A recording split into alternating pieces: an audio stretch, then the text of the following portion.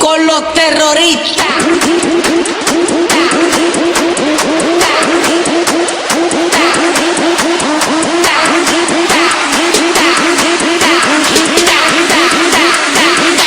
And do the Harlem Shake.